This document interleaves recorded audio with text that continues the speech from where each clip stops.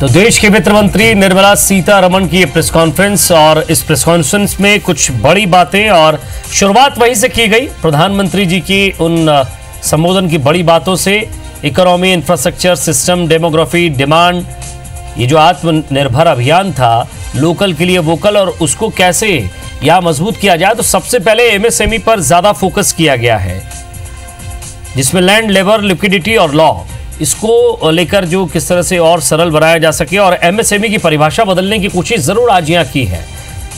कुछ बड़ी बातें हम आपको बता रहे हैं। एमएसएमई को 1 साल तक मूलधन नहीं चुकाना होगा। प्रधानमंत्री गरीब कल्याण योजना में 1,70,000 करोड़ रुपए दिए गए। आरबीआई लिक्विडिटी का फायदा मिला, और साथ ही साथ गरीबों के खाते में पैसा पहुंचाने की कोशिश की गई। लघु एवं कुटीर उद्योग के लिए कुछ बड़े कदम है, 6 बड़े कदम हैं, जिनमें से एमएसएमई को 3 लाख करोड़ तक का लोन बिना गारंटी के 1 साल तक की किश्त चुकाने की भी राहत है। 45 लाख तक का एमएसएमई को फायदा मिलेगा। 15,000 से कम सैलरी वालों को भी फायदा इसमें, क्योंकि आपको पीएफ के लिए जो पैसा देना था 24% सरकार यहां अब जमा करेगी। सूक्ष्म और लघु उद्योग 50,000 करोड़ की मदद का आकार बढ़ाने के लिए किया गया है उनका, जो कि सूक्ष्म और लघु उद्योग हैं। 50,000 करोड़ की राशि उनके लिए जो अपना आकार बढ़ाना चाहते हैं, जो उद्योग अपने आप को और ज़्यादा डेवलप करना चाहते हैं, जिनको लगता है कि अभी पैसा नहीं है, हम थोड़ा इसमें और डेवलप कर सकते हैं, आगे बढ़ा सकते हैं इसको। साथ ही साथ जो फंसे हुए उद्योग हैं एमएसएमई, जो ये समझ लीजिए कि धीरे धीरे चल रहे हैं या जिनके पास पैसे की बहुत कमी है, 2 लाख एमएसएमई ऐसे हैं जिनको 20,000 करोड़ की मदद की बात की गई है। और सबसे बड़ी बात यह कि जो रेरा में छूट दी गई है उन लोगों को, उन निवेशकों को या उन बिल्डर्स को जो पोजीशन के लिए परेशान थे, क्योंकि कोरोना काल में वो भी दिक्कतों में थे, काम नहीं हो पाया था। ऐसे में उनके पास भी एक समय सीमा अगर मिलती तो उनको ठीक रहता, और ये यहाँ देने की कोशिश ज़रूर की है। अब सवाल ये कि रेरा से कोरोना काल में छूट मिली है, यहाँ टीडीएस टीसीएस में 25% की कटौती, 50,000 करोड़ों का फायदा पहुंचाने की कोशिश।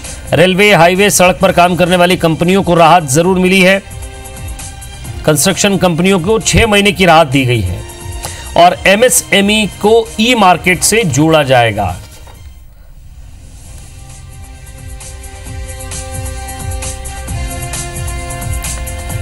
दरअसल प्रधानमंत्री नरेंद्र मोदी ने कोरोना संकट के बीच जो अर्थव्यवस्था को रफ्तार देने के लिए कल 20 लाख करोड़ रुपए के पैकेज का ऐलान किया था। पीएम मोदी ने यहां साफ कर दिया था कि 20 लाख करोड़ रुपए के इस पैकेज के जरिए गरीबों और कारोबारियों की मदद करने की कोशिश की जाएगी। और वित्त मंत्री निर्मला सीतारमण ने भी यहां उसे विस्तार से समझाने की कोशिश की है।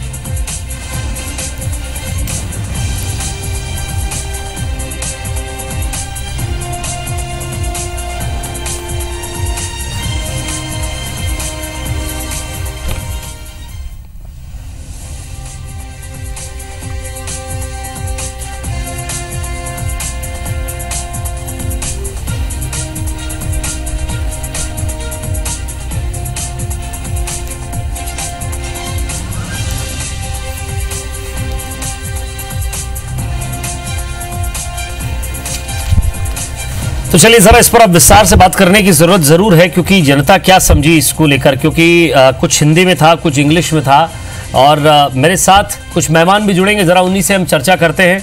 अश्विन गर्ग साहब, जो कि अध्यक्ष हैं उर्ला इंडस्ट्री एसोसिएशन के रायपुर में।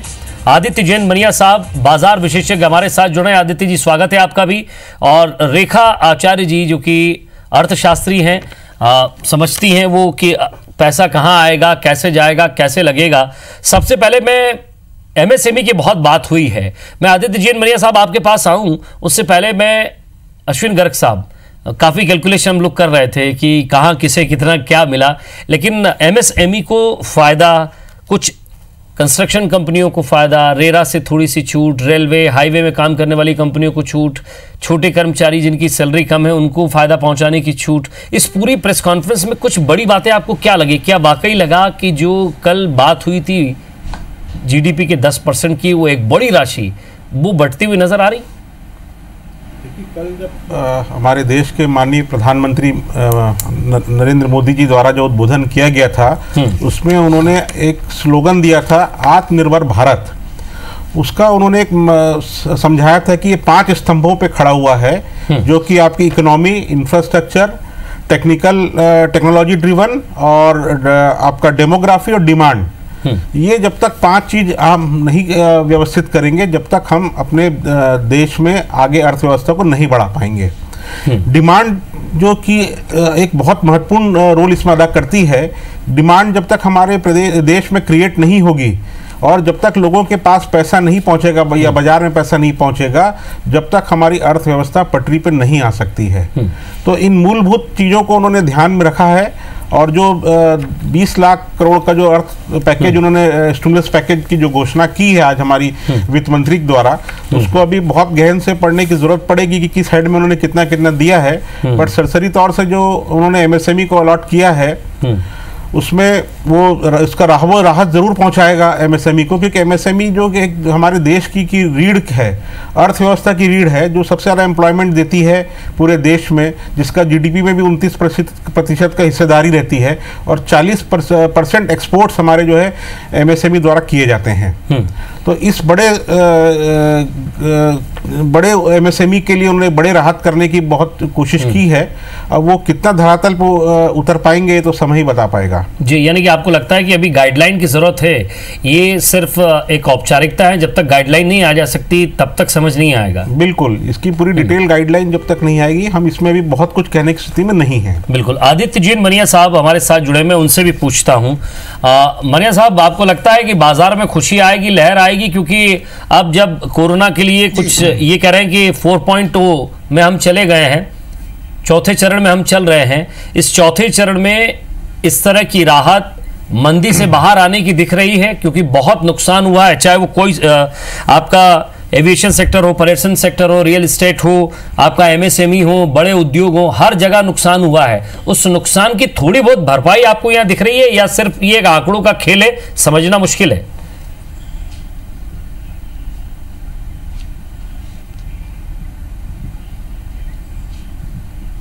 देखिए, एक तो कोविड-19 के लिए जो एक्ट आया, ये तो एक्ट ऑफ गॉड है और दरअसल सरकार ने अपनी पूरी झोली लोगों के सामने खोल दिए पिटारा कि लोग खर्चा करें, जिससे इकोनॉमी का जो पहिया है उसमें मूवमेंट आ जाए।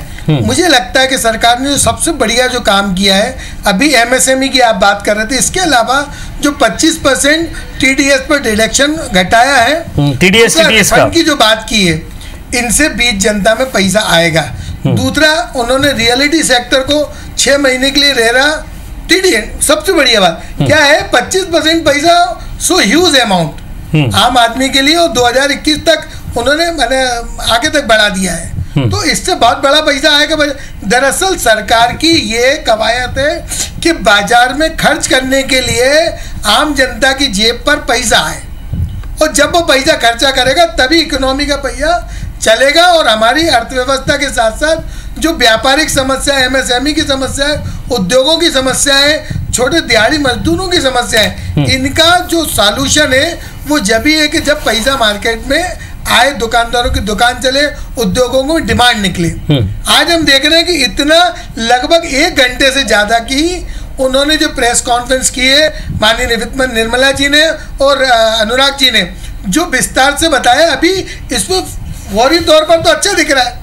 अभी इसकी पूरी गाइडलाइंस कल तक आ जाएंगी, परसों तक पढ़ लेंगे, लेकिन फिर भी मुझे ऐसा लग रहा है कि सरकार का जो नेक इरादा है वो इंडस्ट्रीज को, एमएसएमई को और लघु कुटीर उद्योगों को आगे ले जाने का है, उनको उनके नाम के ब्रांड को नेशनल इंटरनेशनल ब्रांड बनाने का है। तो आप ये समझ लीजिए सरकार के 2 तरीके हैं, एक तो खर्चे के लिए पैसा है, दूसरा हमारी छोटी इंडस्ट्री, एमएसएमई, लघु कुटीर, ये इनकी डिमांड जनता में निकले, जनता इनको खरीदे और इनका ब्रांड नेम बढ़े, जिससे हम विदेशी चीज़ों की निर्भरता पर हम आश्रित नहीं रहे।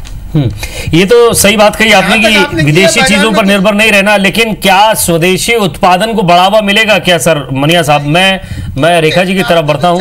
रेखा जी, 1 रुपया जब आता है, वो 1 रुपया कहाँ से आएगा, कैसे खर्च होगा, वो कैसे खर्च होता है, मैं आऊंगा मनिया साहब आपके पास। जिस तरीके से सहायता दी जा रही है,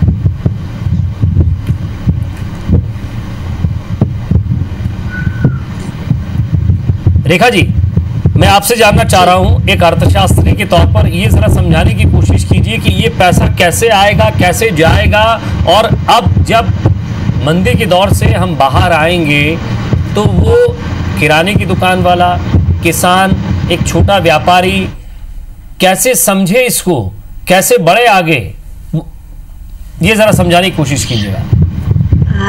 देखिए, सबसे बड़ी बात तो ये है कि जो छोटे व्यापारी रेखा जी, मैं रोक रहा हूँ आपको, क्या आपके आसपास कोई फैन चल रहा है क्या?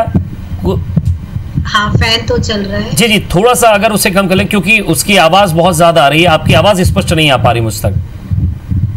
ओके, तो मुझे 1 मिनट फैन बंद करो। आप 1 सेकेंड होल्ड करिए।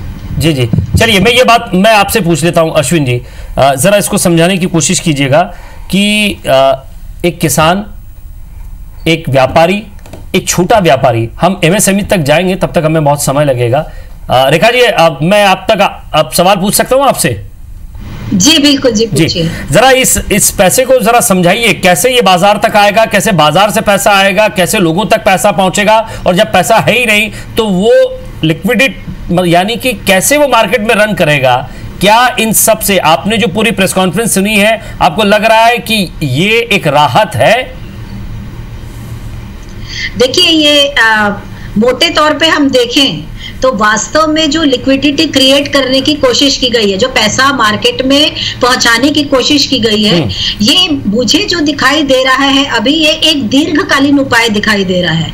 एकदम से पैसा फ्लोट नहीं होगा जब तक पैसे का स्रोत पता नहीं रहेगा कि पैसा सरकार के पास पहले कहां से आएगा। ये जो 90,000 30,000 करोड़ देने की बात सरकार कर रही है, ये कहां से देगी, इसका स्रोत पहले पता होना चाहिए कि इसका प्रावधान कहां से किया जाएगा।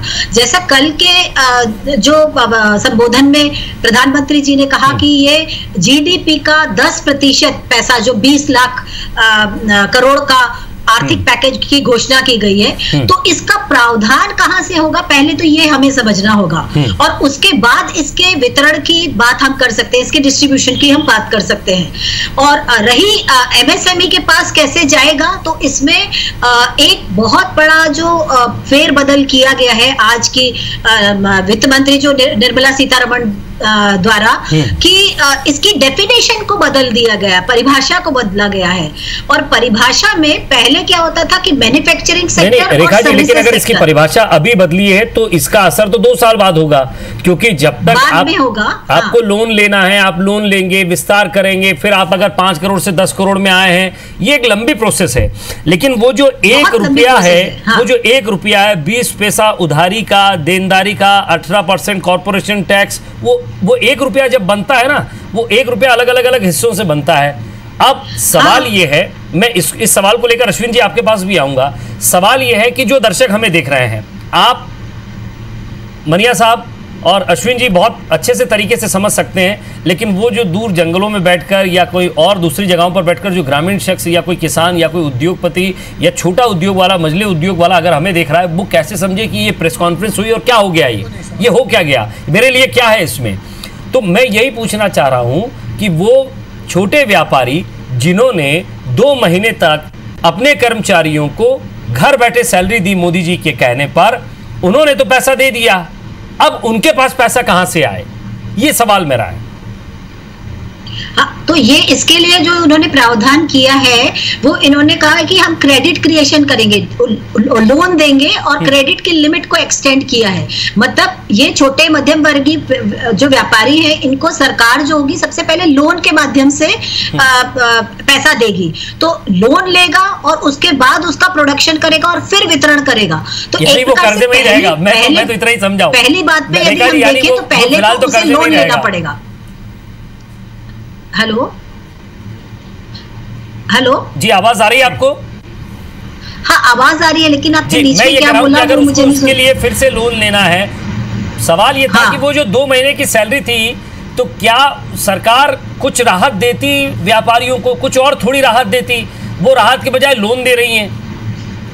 हाँ, तो मैं वही तो कह रही हूँ कि जो आर्थिक पैकेज की घोषणा की गई है उससे ये क्लियर नहीं है कि सरकार इसके पहले तो सरकार के पास पैसा कहां से आएगा और सरकार इसका वितरण कैसे करेगी। मैं यही तो आपसे बात कह रही हूँ कि अभी एमएसएमई के लिए इतने सारे राहत पैकेज तो आपने घोषणा कर दी, लेकिन आपने ये क्लियर नहीं बताया कि एक पर्टिकुलर कोई एमएसएमई है, उस एमएसएमई को पैसा कहां से मिलेगा, और यदि उसको लोन दिया जाता है तो क्या उसकी लोन लेने की क्षमता है कि वो लोन ले पाए। क्योंकि जैसा आपने अभी कहा, हाँ, जैसा अभी आपने कहा कि ऑलरेडी उसने अपनी अभी प्रेजेंट जो उसके प्रॉफिट्स थे उसमें से तो 2 महीने की सैलरी डिस्ट्रीब्यूट कर दी, अब तो उसके पास प्रोडक्शन के लिए पैसा ही नहीं बचा। तो सरकार सबसे पहले तो उसको ये इंश्योर करे कि प्रोडक्शन के लिए पैसा उसको दे, प्रोडक्शन के लिए तत्काल सहायता प्रदान करे और उसको लोन के रूप में नहीं दिए, उसे ये गारंटी के रूप में दे कि भाई ये पैसा आपको दिया गया है, अब आप इस पैसे से अपना प्रोडक्शन चालू करिए, जब आपका प्रॉफिट आएगा उसके बाद हम देखेंगे कि हम इसको लोन के रूप में देना चाहते हैं। ये इस बात से तो अश्विन जी भी सहमत होंगे, रोक रहा हूं अश्विन जी, शायद आप भी यही सोच रहे थे कि कुछ इस तरह की राहत होती। बिल्कुल, हमने भी जो सरकार को प्रस्ताव भेजा था उसमें ये कहा गया था कि भाई जो हमारे को जो 2 महीने की सैलरी देनी पड़ रही है घर बिठा के मजदूरों को और कर्मचारियों को, ये एक बहुत बड़ा आर्थिक बोझ हमारे ऊपर आएगा, क्योंकि इस पीरियड में हमने 1 रुपए का भी उत्पादन नहीं किया है। और हमारा जो साल भर का एक छोटे उद्यमी का अगर मान लीजिए प्रॉफिट साल भर का 2 लाख या 4 लाख रुपए होता है, उसका काफी कुछ हिस्सा वो तनख्वाह बांटने में उसका निकल जाएगा। तो उसके पास में पूंजी कहाँ से बचेगी कि वो वापस उद्योग चालू करके अपने पैर पे खड़े हो सके। तो हमने गवर्नमेंट से ये आग्रह किया था कि गवर्नमेंट के पास में या तो कोई जैसे ईएसआई का फंड गवर्नमेंट के पास में अभी है, जिसमें काफी पैसा जमा रखा हुआ है, उस फंड से अगर गवर्नमेंट चाहती तो ये मदद कर सकती थी। दूसरा, मान के चलिए कि जीएसटी के द्वारा भी इसको रीइंबर्स किया जा सकता था कि जीएसटी में जो हमको क्रेडिट मिलना था, जितना हमने पेमेंट किया उसका क्रेडिट हमको मनिया साहब भी कह रहे थे इसके मामले में। आपको मैं एक चीज और बता दूं, मनिया साहब ने यहाँ कहा था कि टीडीएस और टीसीएस में 25% की कटौती है तो बाजार में पैसा आएगा, लेकिन आप और जब हम चर्चा कर रहे थे तो ये एक ऐसी राशि है जो सीधा खाते तक समझ में आएगी, कैश हाथ में कुछ नहीं होगा इसमें। हाँ बिल्कुल, ये सीधा फायदा नहीं है, ये इसका फायदा भी आपको तुरंत नहीं दिखाई देगा। अभी तुरंत जो हमको चाहिए वो चाहिए पूंजी, क्योंकि हमारे पास सबसे बड़ी जो प्रॉब्लम के लिए लोन मिल तो रहा है साहब जैसे अभी मैडम ने ये कहा था कि भी लोन लेने के लिए भी एलिजिबल है कि नहीं है। हाँ, वो एक सबसे, जब अभी तो सरकार ने कहा कि 3 लाख करोड़ का लोन हम आपको बांटेंगे, जब कोई एक छोटा उद्यमी बैंक में जाएगा। आप एक बड़े व्यापारी हैं और व्यापार को बहुत करीब से और बहुत तरीके से समझते हुए एक सवाल आपसे पूछ रहा था कि 200 करोड़ तक के टेंडर के लिए भारतीय कंपनियों को राहत दी गई है। अब मैं जितना समझता हूं, मैं इसका कोई निष्कर्ष नहीं निकालने की कोशिश कर रहा हूं, लेकिन आप बताइए जरा, 200 टेंडर के लिए, कोई 200 करोड़ रुपए तक के टेंडर के लिए विदेशी कंपनी आती है क्या? अमूमन विदेशी कंपनी इतना तो प्रादेशिक कंपनियां लगा देती हैं, इतने कम रकम के टेंडर में पार्टिसिपेट नहीं करती हैं।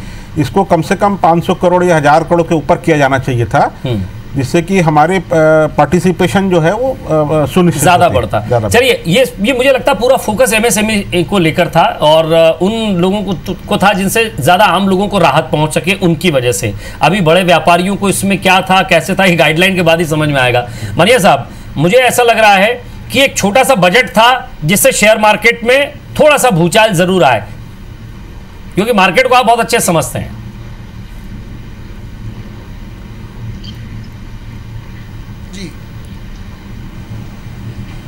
नहीं, देखिए, जो बजट कल, देखिए शेयर बाजार जो है वो बाजार की किसी भी संभावना को डिस्काउंट करता है। आपने देखा होगा कि कल जो बात थी और सुबह तक आते आते वो बात कितनी तेजी से पचा ली गई। बाजार सुबह 1480 पॉइंट ऊपर खुला और बाजार 680 पॉइंट नीचे 700-800 पॉइंट के बाजार में वापिस घुल गया। तो बाजार अभी भी ऐसा चल रहा है कि बाजार ने इस बात को अच्छे से डिस्काउंट तो कर लिया कि पैसा दे रहे हैं, लेकिन जो बेसिक प्रॉब्लम है अभी उस पर आज दोनों राज्य मंत्री और वित्त मंत्री मुहर लगा रहे हैं। आप ये समझ लीजिए कि एमएसएमई की जो प्रॉब्लम हमारे दोनों पूर्व विद्वान बता रहे हैं, ये बात सही है कि अभी कि बिजली का पैसा देना है, तनख्वाह देना है और अपने खर्चे निकालना है। ये पैसा हम कहाँ से लाएंगे? हमारे पास जो पूंजी थी वो 2 महीने में खर्चा हो गई।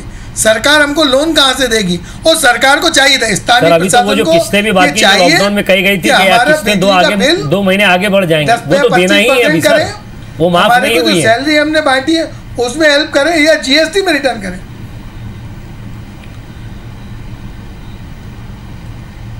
अच्छा, दूसरा, हालांकि उन्होंने ये कहा है कि जो लोग लोन नहीं भर पा रहे हम उनको लोन देंगे, लेकिन बेसिक समस्या ये आ रही है कि जो एमएसएमई है, जो लघु कुटीर उद्योग है, उनकी जो पूंजी साफ हो गई है, अभी उनको मार्केट में कंपटीशन के लिए फिर से उतरना पड़ेगा, उनको बाजार में अपना माल लाने के लिए, रॉ मटेरियल के लिए सब पैसा चाहिए पड़ेगा। बिल्कुल सही कहा। तो नए तरीके से एक्चुअल सरकार को कल या परसों अभी जो चरणबद्ध तरीके से इन्होंने कहा है, तो माननीय वित्त मंत्री जी को समझना चाहिए। मैं IBC 24 चैनल के माध्यम से केंद्र की सरकार को कहूँगा और राज्य सरकार को कहूँगा, मध्य प्रदेश की और छत्तीसगढ़ की, कि आप हमारी बेसिक प्रैक्टिकल प्रॉब्लम समझिए, हमको राहत दीजिए। अगर हमें खड़ा करना है तो हमको बेसिक हमारी प्रैक्टिकल प्रॉब्लम को समझ के हमको राहत दीजिए। हमको पूंजी के लिए पैसा चाहिए, बिना ब्याज के पैसा चाहिए, या हमको कुछ सब्सिडी, वर्किंग कैपिटल चाहिए। बिल्कुल बिल्कुल। जीएसटी में बहुत अच्छी बात कही कि हमने जो जीएसटी भरा है उसमें हमें कुछ जीएसटी रिटर्न दे दें। वर्किंग कैपिटल देंगे ना, 2 महीने में सब साफ हो गई। अगर हमें उठाना है, आप अगर देश की बात करते हैं कि देश की जनता को आत्मनिर्भर बनाना है, तो माननीय प्रधानमंत्री जी को, वित्त मंत्री जी को, साथ ही राज्य के मुख्यमंत्री, मैं रेखा जी के पास चलता हूँ, उसके बाद इस पर ब्रेक लूंगा। मैं रुक रहा हूँ। रेखा जी, जरा इसको और समझाने की कोशिश कीजिए कि जो अश्विन जी ने कहा और जो मनिया साहब कह रहे हैं, मैं समझता हूँ कि सरकार की अपनी एक योजना है और अपने अर्थशास्त्रियों के साथ, बाजार विशेषज्ञों के साथ बैठकर जरूर चर्चा की होगी। कोई हवाई उन्होंने तैयार करने की कोशिश नहीं की होगी, लेकिन फिर भी मुझे ऐसा लगता है कि अभी भी वाकई में अगर आम आदमी तक राहत पहुंचानी है और वो व्यक्ति जो सड़क पर पैदल पैदल चल कर अपने घर तक पहुंचे हैं, उसको अगर दाना पानी पहुंचाना है तो वो राशन कार्ड से नहीं, वो दुकानदार से श्रमिक तक, श्रमिक से किसान तक और किसान से व्यापारी तक पहुंचता है। कम से कम ये जो चैन है, इस साइकिल को समझने की जरूरत है। जरा आपका रिएक्शन चाहूंगा। देखिए, मैं यही आपको ये बता रही हूँ कि इस समय जिस दौर से देश गुजर रहा है, इस समय बहुत ज्यादा है कि आप उनको डायरेक्ट बेनिफिट दीजिए। आप मतलब इनडायरेक्ट बेनिफिट या घोषणाएं, महज घोषणाएं न करिए। आज जैसे अभी आप बता रहे हो कि मांग बढ़ाने की जरूरत है, तो मांग कैसे बढ़ेगी भाई? लोगों के खातों में डायरेक्ट आप पैसा पहुंचाइए। और जो मजदूर, अच्छा, ये मजदूर जो है जिनके पास तो खाते तक नहीं है, इनको तो आपको राहत पैकेज हाथों हाथ देने होंगे। हर स्टेट की सीमा पे आप कोई ऐसा प्रबंध करिए या राज्य सरकारों को निर्देशित करिए कि किस तरह से इनको राहत पैकेज पहुंचाए जाए। आज तो सबसे बड़ी समस्या तो जीवन जीने की हो रही है। यहाँ पे क्या होगा क्या नहीं होगा। और आज जैसे अभी आप पेपरों में भी पढ़ रहे हैं कि जो MSME पंजाब में चालू भी हुए हैं, वो केवल 30 और 35% एम्प्लॉयज के साथ ही काम कर रहे हैं और 30% प्रोडक्शन ही कर पा रहे हैं। मतलब जो MSME 100% उत्पादन करना चाहिए, वो आज 30% कर रहा है। 70% की क्षमता तो वैसे ही कम है आज के तरह इसमें। तो आज यदि आप ऑटोमेटिकली 30% पे काम कर रहे हैं और इसको 70% और बढ़ाने की जरूरत है। चाहे पंजाब हो, हरियाणा हो, दिल्ली हो, तेलंगाना हो, हैदराबाद हो, वहां से तो मजदूर पलायन कर चुका है। अब सवाल यह है कि उस स्थिति में क्या किया जाए, आप कैसे प्रोडक्शन करेंगे, कैसे चालू करेंगे, ये एक बहुत महत्वपूर्ण सवाल है। अश्विन जी, अगर हम विदेशों को देखें, विदेशों की बात करें, क्योंकि जब हम आत्मनिर्भर की बात करते हैं, सोने की चिड़िया की बात करते हैं, विश्वगुरु की बात करते हैं, तो जरा हमें अपने आसपास के देशों पर भी नजर डाल लेना चाहिए जो इस बीमारी से बहुत ज्यादा प्रभावित हैं। उन देशों पर भी हम नजर डाल लें कि वो कैसे अपने उद्योग को संचालित कर रहे हैं, कैसे वो अपना कामकाज कर रहे हैं इस बीमारी से लड़ते हुए भी। सवाल यह है कि क्या उन्होंने अपने उद्योगों के लिए, अपने सरकारी कर्मचारियों के लिए, अपने प्राइवेट कर्मचारियों के लिए क्या व्यवस्था की थी? क्योंकि जिस तरह से आपकी मेरी बातचीत चल रही थी तब आपने भी बताया और कोशिश भी यही की थी, क्योंकि सिंगापुर का एक उदाहरण है। मैं इसके बाद मैं सीधा आपके पास आऊंगा रेखा जी, फिर मने जी के पास जाऊंगा। ये आप भी सुनिएगा जरा, इस पर आपसे भी सवाल होगा। क्या सरकार कंपनियों से ये ऐसा एक पैकेज हो सकता था, कंपनियों से, कर्मचारियों से? हालांकि सरकारी कर्मचारियों को तो उनकी सैलरी जा ही रही है, जिनको नहीं जा रही उसकी भी व्यवस्था सरकार करेगी सही, लेकिन कंपनियों से और बाकी जगह जहां लोग काम कर रहे थे कि वो उनसे उनकी सैलरी शीट मांगती, सैलरी शीट के हिसाब से कितना पैसा उनका बन रहा है, 50%, 60%, 80%। अगर सरकार सहयोग करती तो शायद मैं समझता हूं कि एक बहुत बड़ा पैकेज होता और एक डायरेक्ट बेनिफिट होता, जो मानिया साहब भी मानेंगे इसको। अश्विन जी, बिल्कुल सही कहा आपने। ये इसको कहते हैं कि डायरेक्ट बेनिफिट पास ऑन हो रहा है। हाँ। अभी ये क्या हो रहा है कि अभी हमने पेमेंट कर दिया है, हमारी पूंजी जो थी वो पूरी ब्लॉक हो गई है। अब हमारे पास वर्किंग कैपिटल ही नहीं है कि हम वर्किंग कैपिटल के साथ में आगे काम कर सकते हैं। सरकार का ये कहना है कि आपको वापस आगे बढ़ना है, आपको स्वदेशी बनना है। आप अपना माल बनाइए, माल बना के उसको स्वदेशी बाजार में बेचिए। तो माल बनाने के लिए तो मेरे पास पूंजी तो होनी चाहिए। आज मेरे को सबसे ज्यादा जो कमी हो रही है वो लिक्विडिटी कमी हो रही है। तो इस टाइप के अगर रहा, अगर आपकी बात को मैं समझाऊं तो आपने 2 महीने में प्रोडक्शन कुछ नहीं किया, जरा दर्शक भी समझ लें। 2 महीने तक प्रोडक्शन कुछ नहीं किया, 2 महीने तक सैलरी बराबर उनको दी है। 2 महीने की सैलरी के बाद जब आप फिर से काम शुरू करने जाएंगे तो आप वो 2 महीने की सैलरी देने के बाद जब प्रोडक्शन कुछ नहीं हो, यानी फायदा कुछ नहीं हुआ, तो आगे माल के लिए पैसा कहां? यानी कि आप वापस फिर 4 महीने पीछे आ गए हैं और हाथ में पैसा नहीं है। आपको फिर मार्केट से पैसा उठाना है या तो फिर लोन लेना है। उसमें दूसरी एक और बात है कि जो सरकार ने ईएमआई को डेफर किया है उसका इंटरेस्ट भी माफ नहीं किया है। मेरे को जो पेमेंट करना है 3 महीने बाद करना है, बट उसका इंटरेस्ट मेरे को देना पड़ेगा। अगर इंटरेस्ट में भी राहत मेरे को मिलती तो मैं एक बार हम ये सोचते कि कम से कम सरकार ने हमारे को ब्याज पटाने से एक राहत दी है। अभी मेरे आप जैसे उद्योगों को क्या मिला इसमें, जो जिन क्षेत्रों में आप काम करते हैं या जिस इंडस्ट्री, जिस एसोसिएशन के आप अध्यक्ष हैं, क्या लग रहा है क्या मिला उसको? देखिए, जो ऋण की बात हुई कि 3 लाख करोड़ का जो हमको एक ऋण की फैसिलिटी गवर्नमेंट ने दी है, वो किस रूप में हम तक पहुंच पाएगी या उसकी क्या गाइडलाइन लेगी? क्योंकि बैंक ऐसे ही जाए, आप जाएं बैंक में और आपको जाके बैंक जितना आपने मांगा उतना बैंक ऋण तो देने वाला नहीं है। आपसे बैंक दुनिया भर की चेकलिस्ट दे के आपसे पूरे पेपर कार्रवाई करवा के ही ऋण आपको देगा। आप बहुत महत्वपूर्ण बात कही आपने, अश्विन जी ने बहुत महत्वपूर्ण बात कही। मैं रेखा जी इस पर आप पे और मनिया साहब से भी मैं पूछूंगा कि अब जब आप लोन की बात कर रहे हैं तो लोन के नाम पे 1760 कागज मांग लेंगे। सवाल ये है ना कि आदमी जाकर अपने जूते चप्पल वहां खींचता है, हम कमजोर वहां हो जाते हैं। रेखा जी, सबसे पहली बात ये कि जो सिंगापुर ने कोशिश की थी, जो एक डेमो पेश करने की कोशिश की थी अपने यहाँ की कंपनियों से, प्राइवेट और बाकी जो कंपनियां थी, कि आप अपनी सैलरी शीट हमें दीजिए, कितनी सैलरी आप देते हैं, कितने लोग आपके यहाँ है, कुछ मदद हम करेंगे, 50-60%, 80% जो भी उन्होंने की है। क्या कुछ इस तरह का डायरेक्ट बेनिफिट होता तो कंपनियों को थोड़ा फायदा मिलता?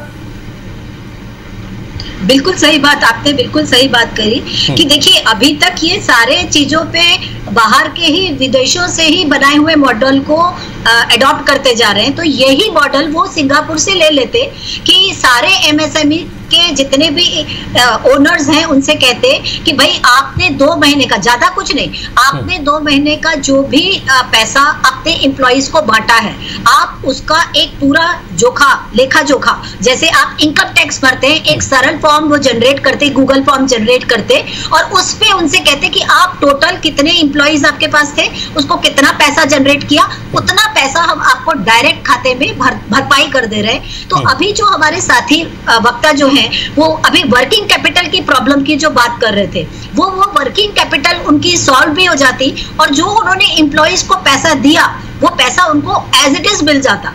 तो इस तरह का डायरेक्ट, जैसे मैंने कहा कि डायरेक्ट बेनिफिट ट्रांसफर यदि गवर्नमेंट एमएसएमई के ओनर्स के खाते में करे तो उनके लिए वर्किंग कैपिटल की प्रॉब्लम नहीं होगी, लिक्विडिटी की प्रॉब्लम नहीं होगी, उनको प्रोडक्शन करना आसान होगा। और वो एक लास्ट सवाल मेरा मनिया साहब से, उसके बाद डिबेट समाप्त करने का समय भी हो चुका है। मनिया साहब, 20 लाख करोड़ के पैकेज में से किसे क्या मिला और क्या मार्केट एक बार फिर से जो कोरोना से पहले था उसी स्थिति में आएगा या डाउन में जाएगा?